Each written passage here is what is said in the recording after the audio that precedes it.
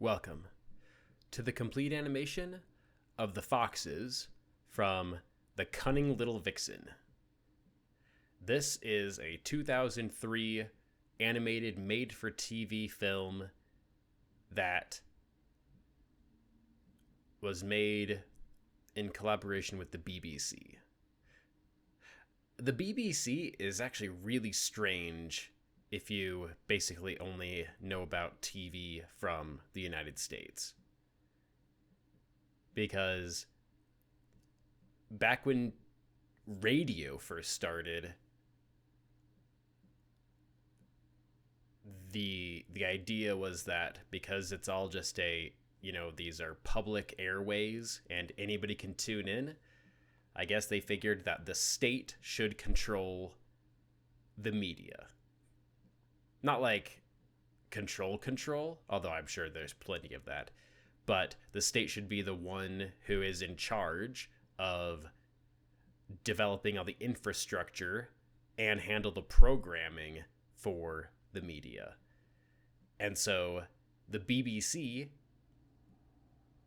ended up being like the government body that was in charge of finding programming, building all the transmitting towers, and it's still doing that today. The BBC is still doing all that today. It started with radio, but then it transitioned to television, and even today, if you go into Britain, you can still tune into BBC stuff. And I'm not sure, but I think that one of the things that they also did is make it so that if you were to watch stuff on TV, like you had to buy a license to do it.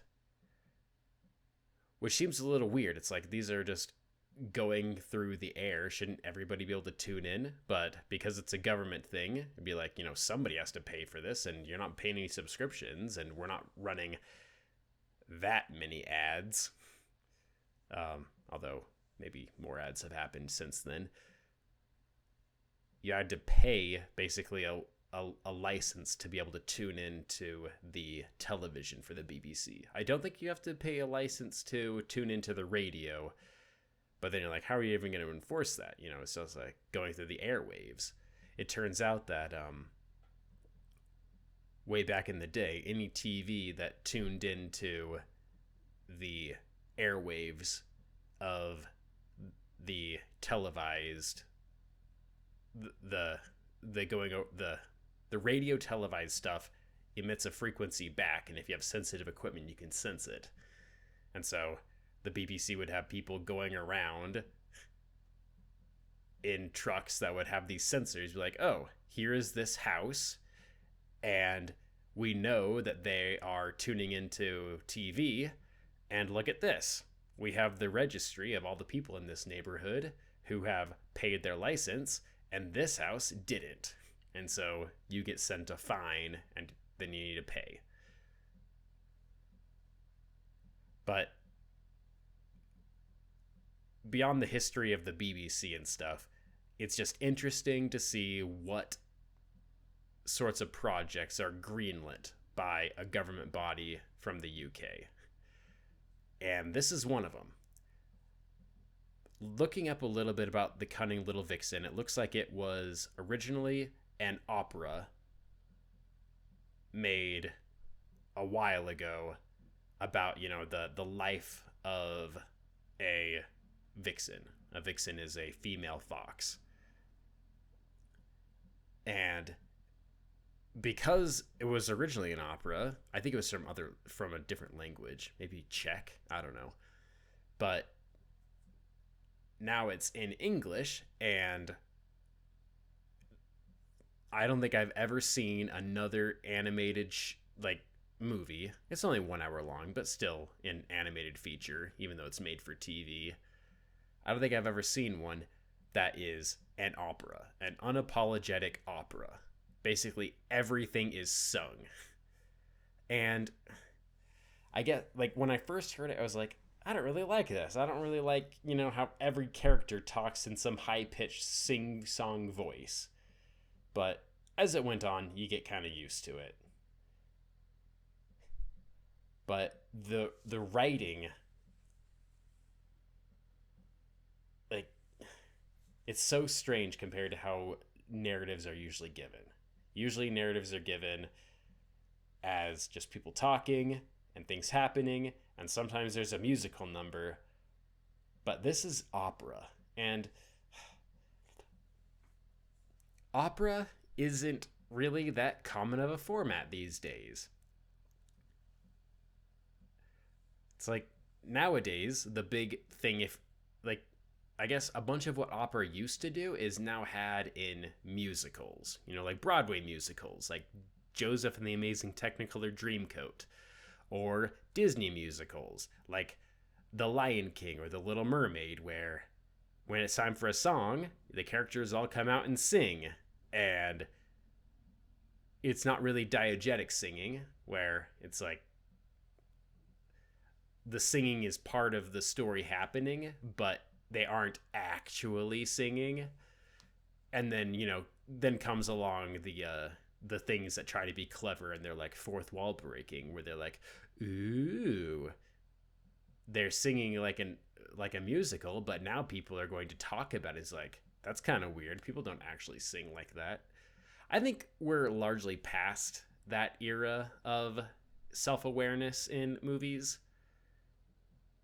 It's like the idea of there being a musical and then people, like saying, why are you singing? What is the singing happening? Stop that. I think that has kind of run its course. And so now if people do it in movies, it's sort of like a throwback to an old sort of fourth wall break. That's the weird thing about all the different like eras of media and writing. It's like people who watch a lot of media, they know when things are overdone and trite. That's why there's people who try to go against the grain, and they are like a deconstruction of the genre, where they like, here are the tropes of this genre, we're gonna hold a mirror up to it. And sometimes a mirror has been held up to something for so long, like people in the movie calling out the fact that a musical has started. Sometimes that's happened for so long that all you can do now is just be like, yep, that used to be a thing, and you can acknowledge it then, and maybe it'll just be like, okay, so the trope of making fun of the fact that this is a musical has been done, so how about we just have a musical? But I don't think there's been one of that for opera. I don't think that there have been enough animated opera shows to make it so that there's ever been a deconstruction of the genre.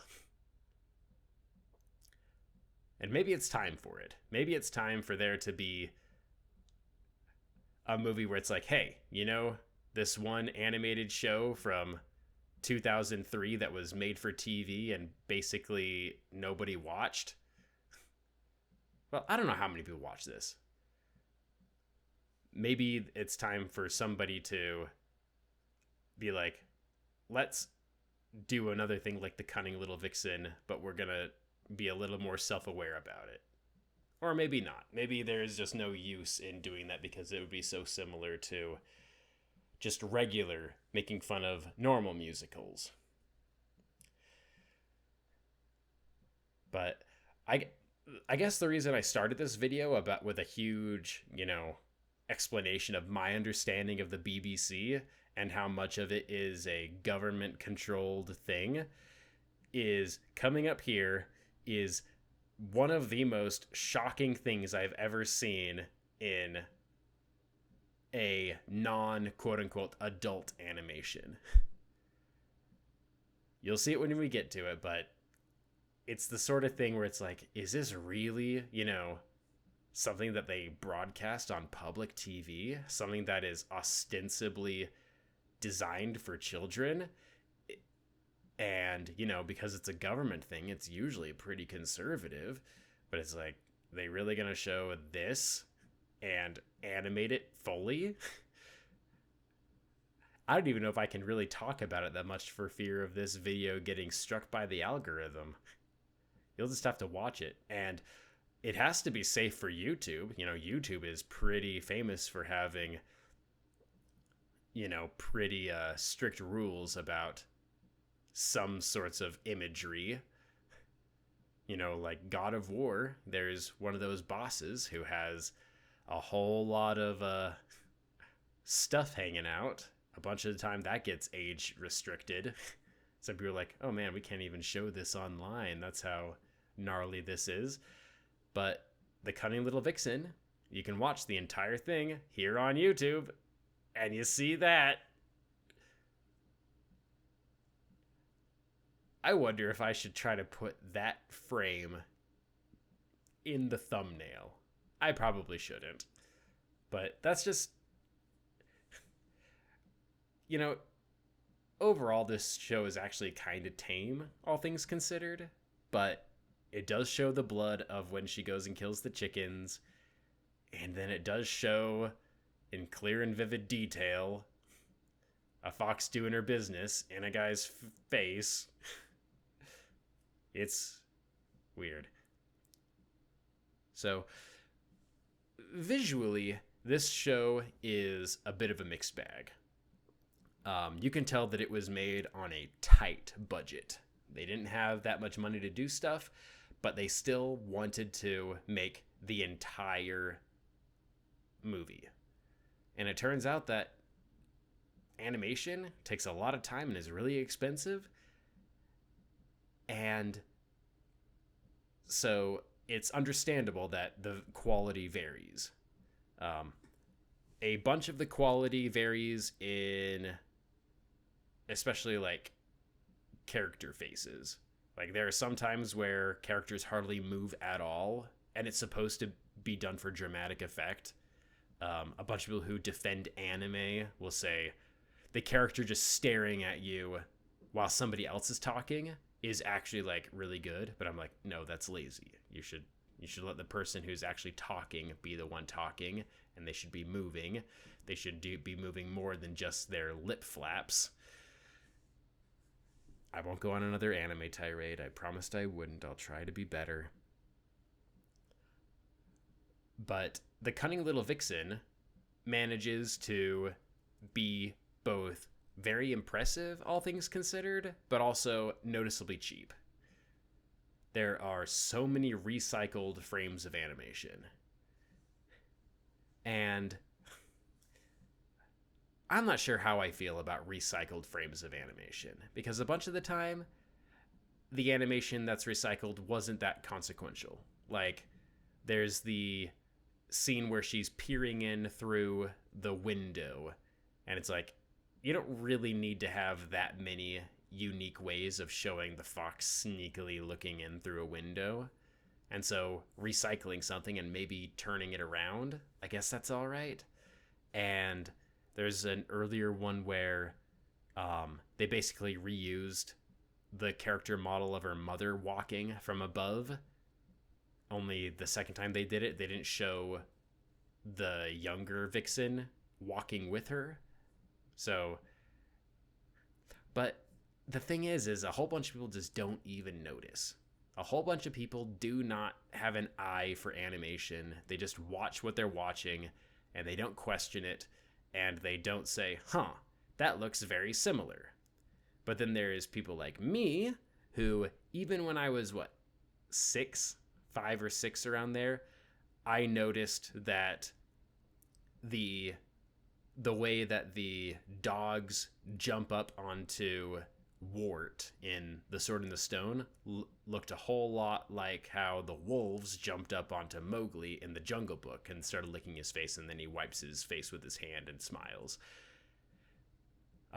I noticed things like that long before I ever knew about the internet, but then once I did get the internet, then I started seeing all sorts of videos where it's like, oh, there's this whole era of where Disney recycled animations, and people are completely wrong there.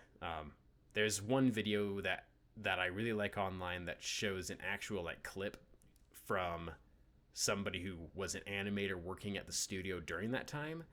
And I think his explanation is the best. They did it more as a way of paying tribute to their legacy, because at that time the Disney studio had been going for over 30 years and making Maid Marian dance like how Snow White danced.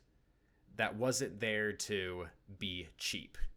It was there to pay direct homage to what happened before. And the most critical thing that he said is that it didn't really save any money. Because, like, a whole bunch of people, they just look at that and they say, oh, Disney recycled animations, and then they heard it was a cost-cutting measure, and then they just say, oh, yeah, it was. That makes sense. So then the whole, like, then the legend becomes like, oh, see all these animations that are identical?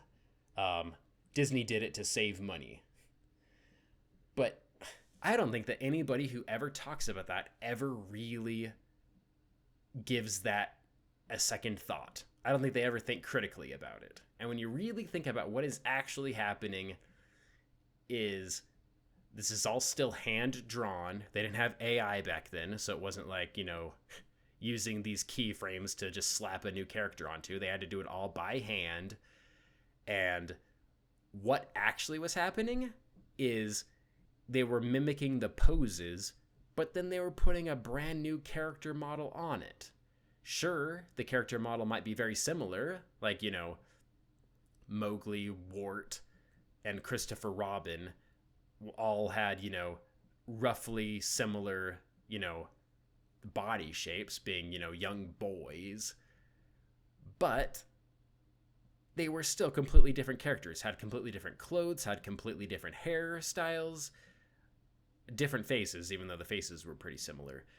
And what do you have to do? You have to manually, by hand, redraw the entire thing and then paint over it. Yeah, they didn't really save any money.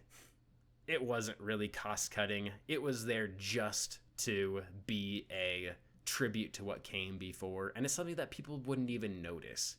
It was like an animator's in-joke. And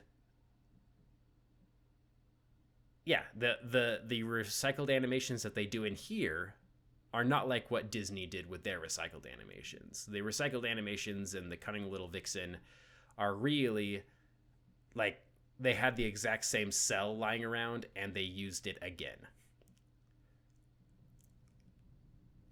And given the budget of this, I think I can forgive it. But then there is movies like 101 Dalmatians where they did real recycled animation, where like the biggest offender is the scene where Cruella de Vil is driving through the small village while the Dalmatians are trying to get ready to sneak onto the moving van to get back to London. It's clear as day when you see it that she's looking out her window sneeringly, and then there's another scene where she's looking out the window sneeringly. It's just reversed. That's real recycled animation. And the Cunning Little Vixen does a whole bunch of real recycled animation. But given the budget and time constraints I'm sure this production was on, I think I can forgive it. Because one of the biggest things about the Cunning Little Vixen is that there are so many scenes that have legitimately good character animation. A bunch of the show doesn't have really good character animation. They don't move very much. They're not very expressive. But then there are some scenes where it's like, oh yeah, the animator really wanted to turn this one into something special. They had an entire voice line to work with, and they were going to go all out on the lip sync. They were going to go all out on having the character also move right. And so the other scenes where it's like, let's copy and paste this exact same animation cell over and over again, especially for these like dancing scenes, you can forgive that because those same animators also were able to really have some good bespoke animation that worked very well.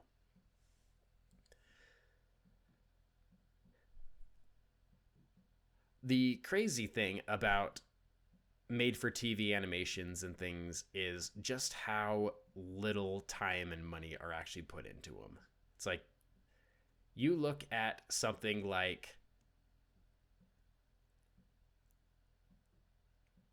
just a Disney movie like The Aristocats, and then you compare that to something that also came out in the 70s, like Hanna-Barbera.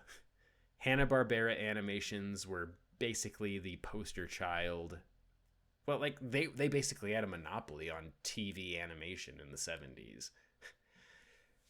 Late 60s through the late 50s up through the mid 70s, Hanna-Barbera was basically the name in TV animation. They made everything from the Flintstones to the Jetsons to Scooby-Doo and everything in between. It was like Hanna-Barbera basically owned TV animation at the time, at least in America. And you can see so many of the things that they did to cut costs. It's like Hanna-Barbera running scenes. You bet it's all just a whole bunch of run cycles of a body of run cycles going over and over again over a background that is clearly on a roller being advanced, frame by frame. And then one other cell of animation going over the head. Like the split between the head being animated and the body going through its regular run cycle is so obvious in so many Hanna-Barbera cartoons. When I first noticed it, I was like, well, that's kind of dumb. But now when I look back, it's like, it kind of has its charm. It's like, yeah, it's mismatched. It's not the highest quality, but they did it. They did it, and they were able to do it on time and on budget all the way back in the day before computers. And the Cunning Little Vixen is no Hanna-Barbera. The Cunning Little Vixen has a whole lot more bespoke animation frames. It doesn't do the whole thing where, bodies move at one layer of animation and then they slap another cell to go on top of it to be the head. Yeah, the Cunning Little Vixen doesn't do that. And it's also a kind of a brutal story. A bunch of the animations that I really like, like Spirit Styling the Cimarron or Bambi, they go through the circle of life, but they don't really show the main character dying. It's like, that they will eventually, hopefully of old age or whatever. But in the Cunning Little Vixen, it's like, yeah, she gets shot on screen. She stumbles for like a foot and then boom, she's dead. Kind of somber. While making this video, I started by doing a YouTube rip, but it turns out there's actually a DVD of this movie, so I think I'll get the DVD and watch it again sometime. Thanks for watching.